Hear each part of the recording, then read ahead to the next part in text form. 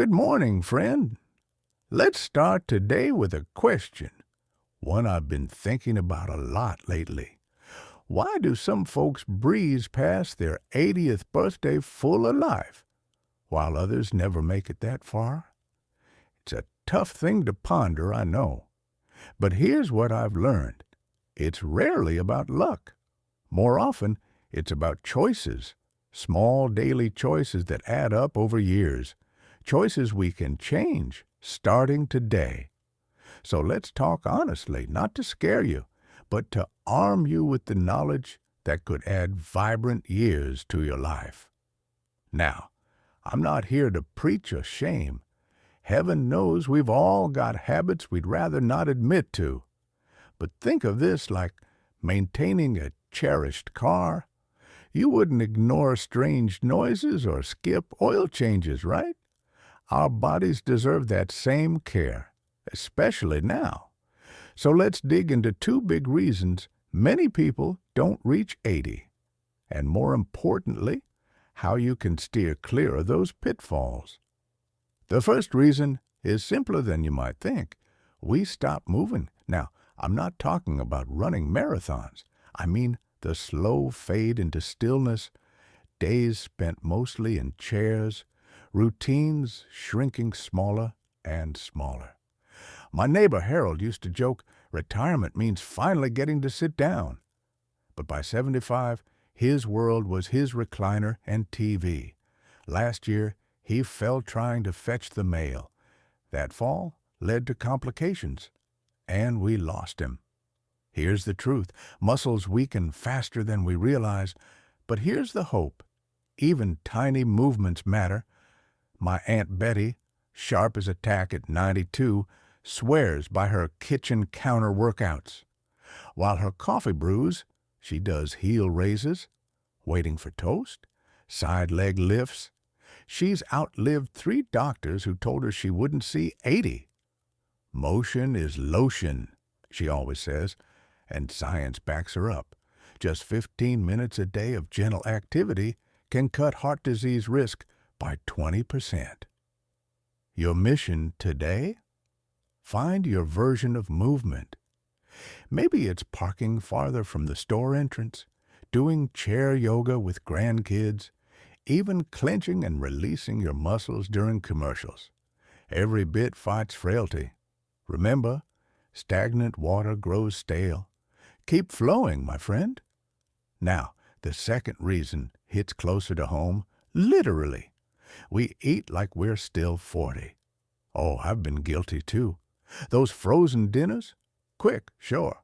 But they're often salt bombs that strain aging kidneys. Processed snacks? They spike blood sugar, then leave us crashing. And skimping on protein? That's like letting your house's framework rot. My buddy Carl learned this the hard way. At 72, he lived on cereal and canned soup. By 75, he was diabetic and too weak for surgery he needed. But here's the good news. It's never too late. Take my cousin Marge. At 78, she swapped her nightly ice cream for dark chocolate-covered almonds, started adding lentils to her soups. Now at 85, her doctor says her blood work rivals someone 20 years younger. You don't need a fancy diet, just real food. Aim for color, red peppers, purple grapes, green beans. Keep protein steady, eggs, fish, beans, and hydrate. Dehydration masquerades as exhaustion, tricking us into napping instead of living. Start small. Next grocery trip, grab 1 extra veggie. Try oatmeal with cinnamon instead of sugary cereal. And here's a trick my grandma taught me. Eat the rainbow first. Fill half your plate with colorful foods before touching the mashed potatoes. Your body will thank you. Now, movement and nutrition, they're the bedrock. But there's more to this puzzle, because how we think and connect, well, that's just as vital. And that's where we'll pick up next time. Until then, why not take one step today Share a walk with a friend or try a new veggie. However small, it's a no to stagnation, a yes to more sunrises. And friend, I'm rooting for you to see every last one of them.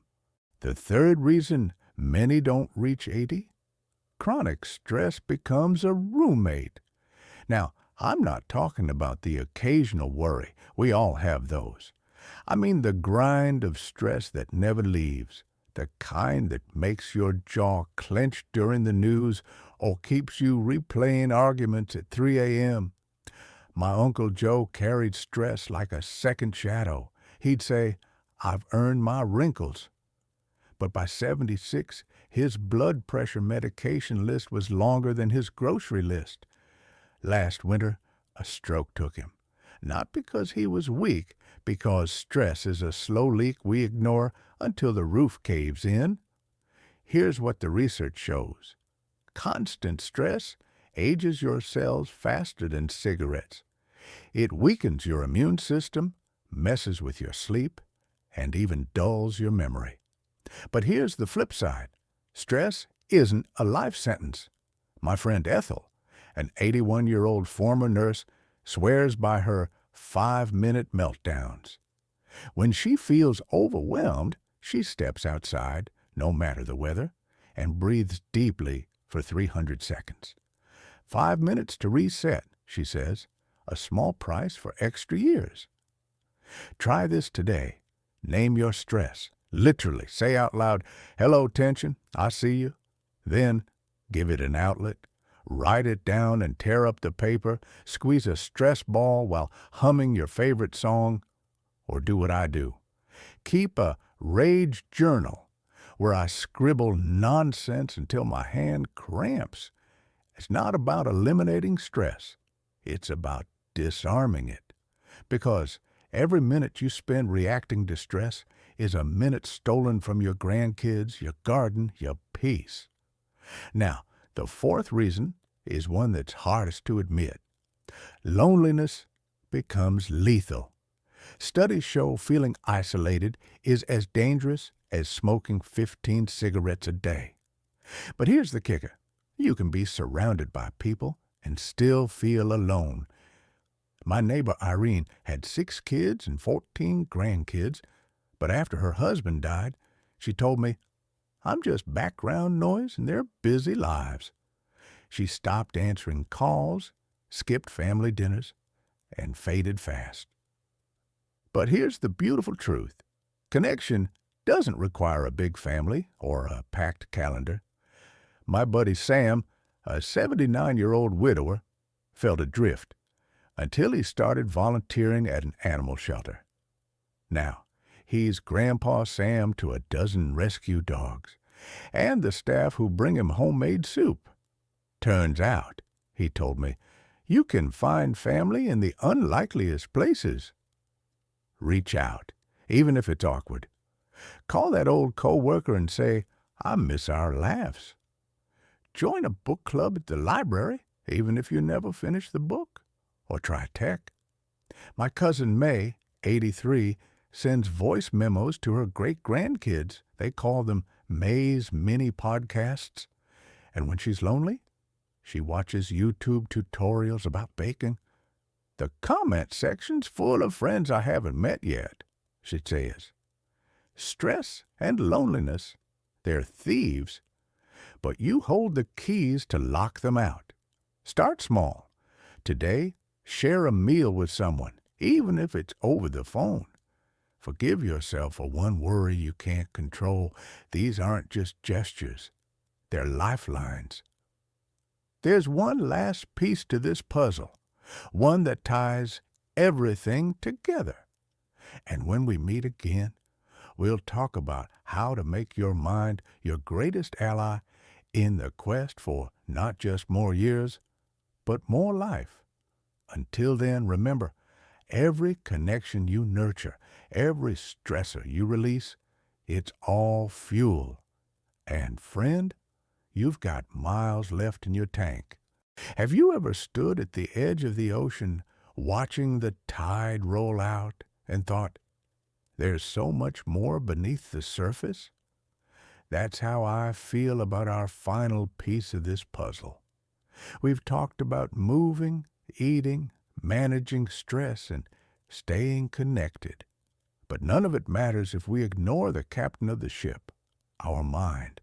So let's talk about the fifth reason many don't reach 80 and how to turn that ship toward calmer, brighter waters. This one's sneaky, friend.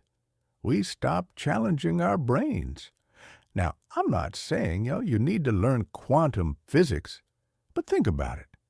How many of us stick to the same crossword, the same TV shows, the same conversations? My neighbor Bert, a retired mechanic, spent years comfortable in his routine. Then, at 76, his daughter dared him to try a smartphone. "I'll stick to my flip phone," he grumbled. But once he learned to video call his grandkids in Texas, he started watching cooking tutorials, joined an online trivia group, and honestly, he's sharper now at 82 than he was a decade ago. Here's the science. Brains thrive on novelty. When you learn something new, even something silly, you build neural detours that help bypass age-related decline. My Aunt Jenny took up tap dancing at 79. "I look like a startled flamingo," she cackles, but her memory, crystal clear. So try anything that makes your brain sweat a little. Learn 5 words of a new language while brewing coffee. Take a different route to the store. Even brushing your teeth with your non-dominant hand counts. And let's not forget the elephant in the room, avoiding the doctor. I get it. No one likes bad news. My friend Lorraine skipped her checkups for years. "If I don't know, I can't worry," she'd say. But when a small, treatable issue became an emergency, we almost lost her. Here's the hard truth.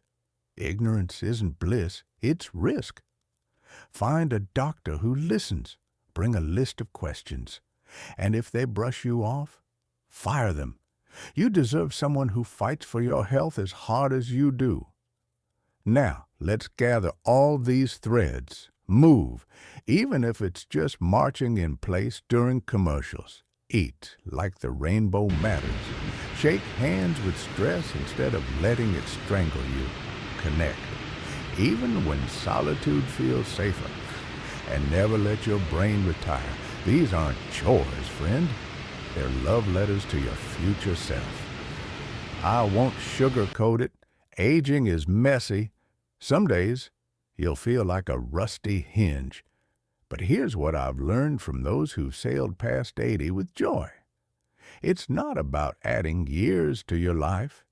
It's about adding life to your years. Maybe that's flirting with 90. Maybe it's savoring 79. What matters is how you fill your days. So, I'm passing the mic to you. What's one tiny change you'll make this week? Share it below. Your words might be the nudge someone else needs. And if this resonated, pay it forward. Share this video with a friend who's been stuck in their recliner too long. Together, we can rewrite the story of aging, one brave, stubborn, glorious choice at a time. Thank you for trusting me with your time. Remember, every sunrise is a standing ovation, cheering you on. Keep taking bows, my friend. However many you've got left, make each one count.